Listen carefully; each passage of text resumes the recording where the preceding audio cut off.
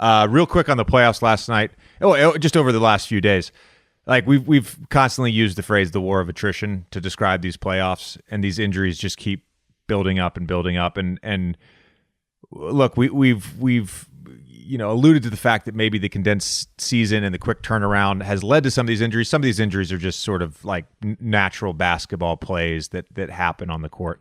But it's disappointing that we're now in the conference finals and we've missed 2 games of CP. We've missed Kawhi. We're now missing Trae. We're possibly missing Giannis for an extended period of time.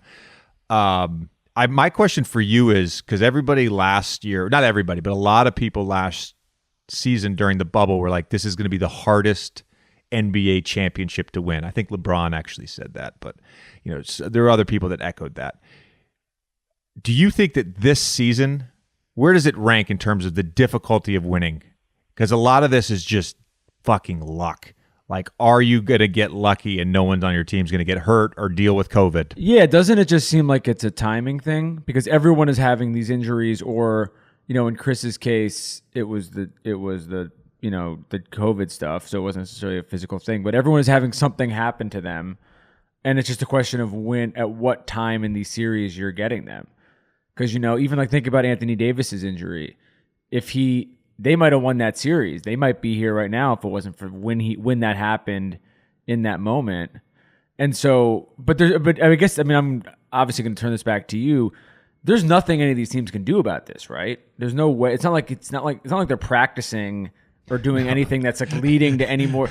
All you're just doing is going out there. I mean, the Bucks.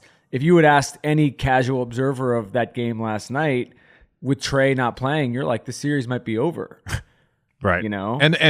And again, I mean, some of these plays, like we'll talk about, like the Kyrie injury, where he goes up for a shot and a guy, Giannis comes underneath him and he lands on his foot and sprains his ankle. Like that happens in basketball. Yeah. I don't think that's a buildup of any condensed schedule. Trae Young's injury, randomly, accidentally stepping on a referee, and hurting his ankle.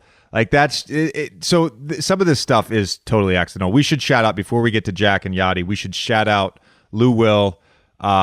Who's just a professional scorer, always ready to play, always shines in his minutes, and stepped up huge last night with a great game.